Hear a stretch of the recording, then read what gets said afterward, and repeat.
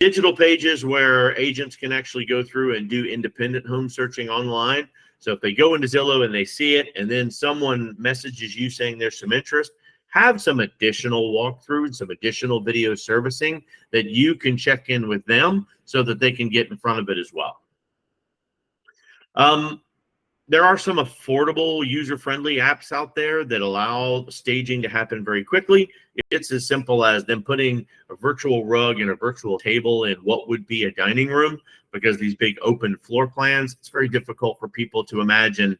It's not like they're all home designers. It's difficult for them to imagine how would they set up their furniture, and this should be the house they buy. If you're going to have to get to the point where home reduction is necessary, you need to decide what strategy you're going to implement. Whatever the reason, price reductions for a listing agent is a common tool. It's something that has to be done. It should not be your first go-to. That means that you're going to have to do your job. You're going to have to sell and market the property appropriately before you let's just drop the price. And especially don't make massive cuts like 5 to 10%. Incremental price drops should be sufficient to let people know that you are negotiable to price negotiating. All they have to do is come to the table with at least a starting offer for you to get moving on that conversation. First strategy I like is a 10-day price drop. If the seller is close enough to the ideal price point and just wants to test the waters at their asking price, agree upfront when you're getting that listing. But if that price is getting a little to no activity, they need to hear from you that if this doesn't happen within 10, 15, 20, 30 days, agree to a timeline during your listing, then you're going to drop it from here to there. Sign this little piece of paper because that's the strategy we're going to employ. Now, put that on hold if you're getting a decent amount of strategy, regardless of what your pricing is. We listed it at their price.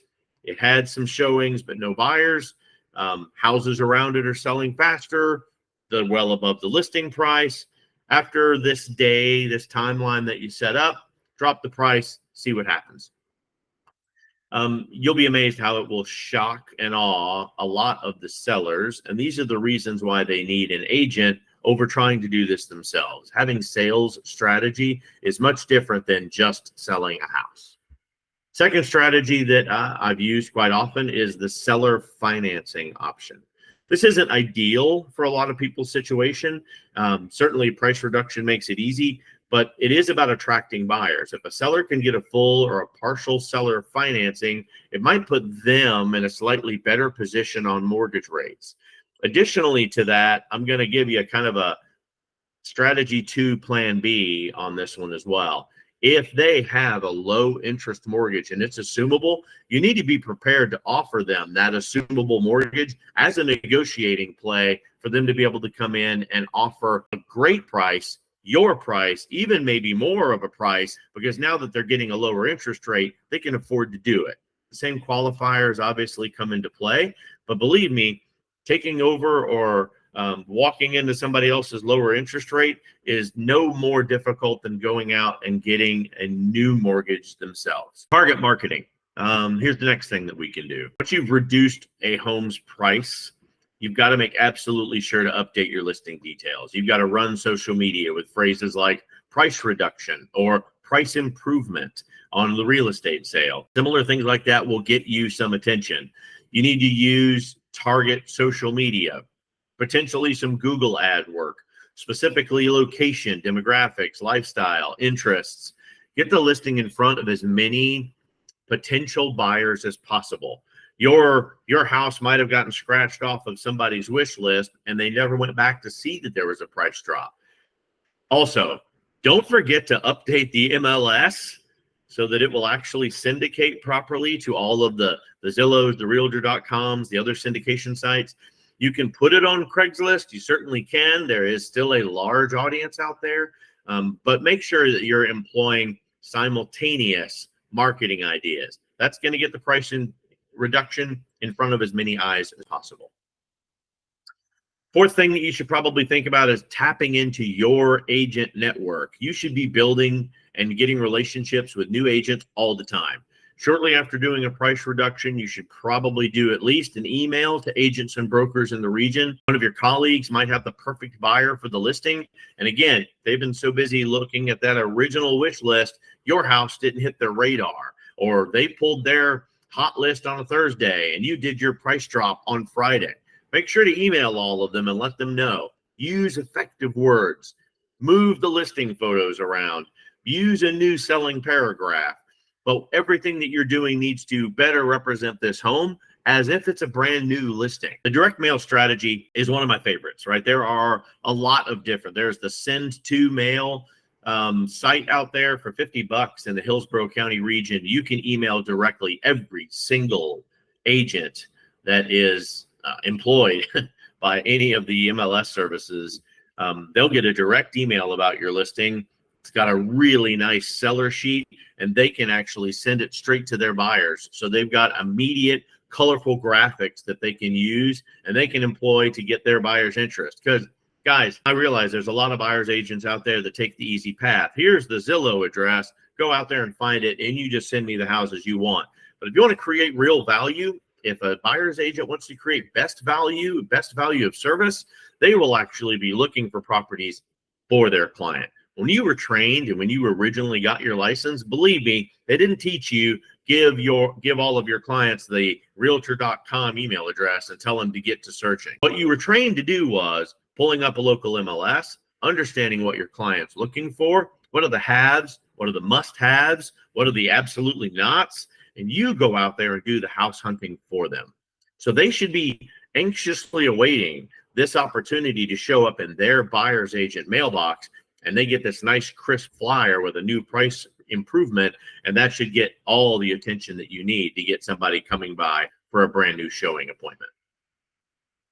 Strategy 6, odd pricing. Magic numbers, guys. There is, again, art and science to pricing the house. As we opened this session today, research has shown that prices ending in 99 sell faster than prices that end in 00.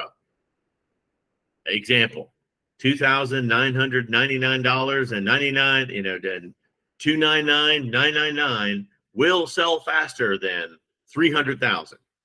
Doesn't matter why it works. I could give you 500 reasons why it makes a difference. I could give you 5,000 reasons of social media of why it works.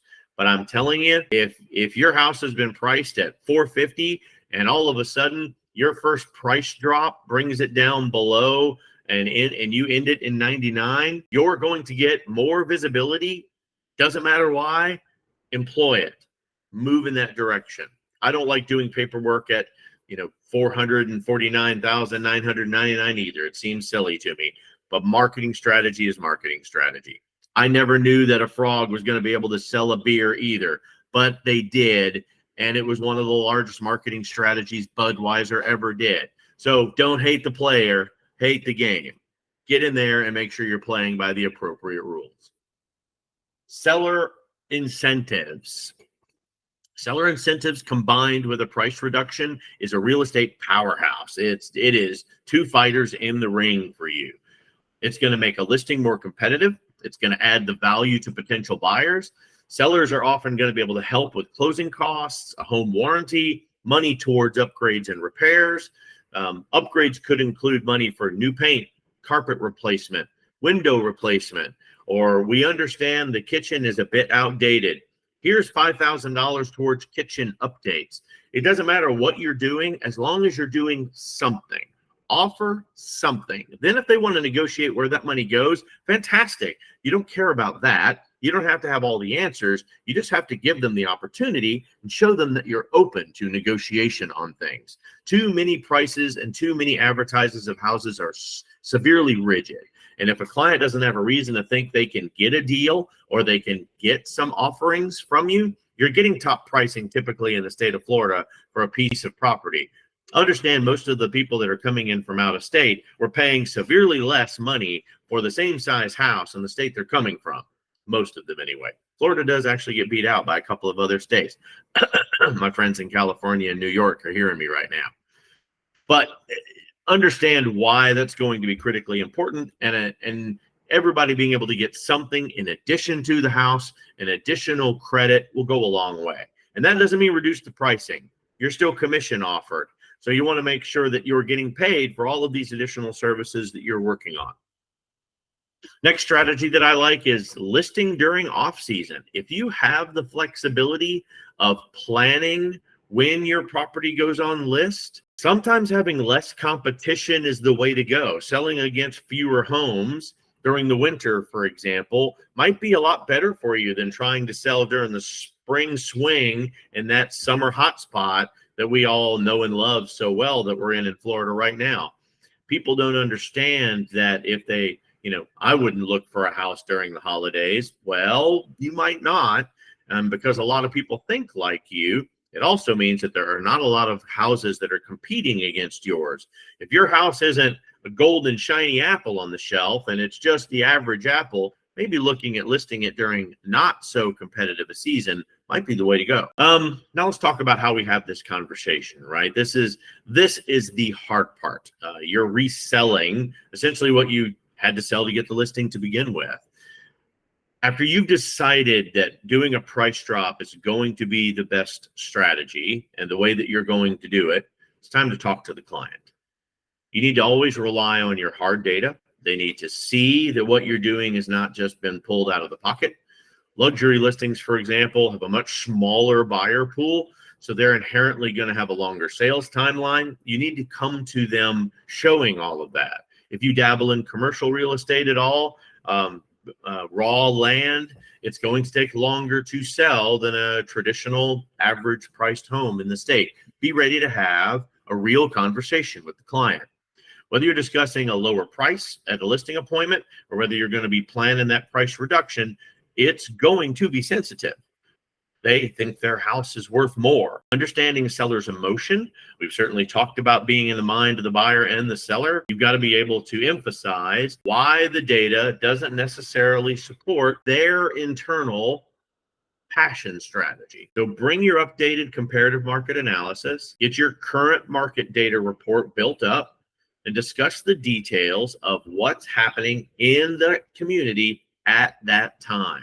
A few conversation starters that you can do, right? You can do the low cost recovery approach. You can do the supply and demand approach. That's very common right now. It's a big topic. You can do short selling approach if they're underwater on a mortgage and they're in a difficult situation.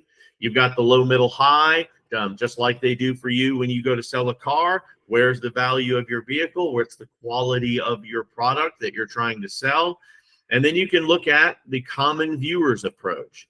Zillow, although I'm not a huge fan, it does spend a lot of money on analytics and things that it can do because they are without agent representation. So Zillow has never walked into my house and actually advocated for a price point. They don't know that the pool is green. They don't know that my kitchen's just been redone. It's all of these kinds of things that really establish the goggles that you are viewing through for every single one of the representations. So make absolutely sure that while you're walking in there, use the Zillow analytics that your client might see every day. Hey, let's look at your listing on Zillow and see how many people have looked at it. Look at how it has trended severely down since we put it in there. It has lost interest. Now, also be ready to show them when you do the price improvement, if you did the price improvement correctly, the showings start to go up. The interest online goes up. Now, that doesn't mean we've got 5,000 viewers, so there's 5,000 viewers backed up to the front of the house ready to make an offer. But it does tell you that you've done something that changes the interest of the internet viewers out there. And like it or not, the internet is where people are going to go and research and see their houses long before they're going to show up and actually have a one-to-one evaluation.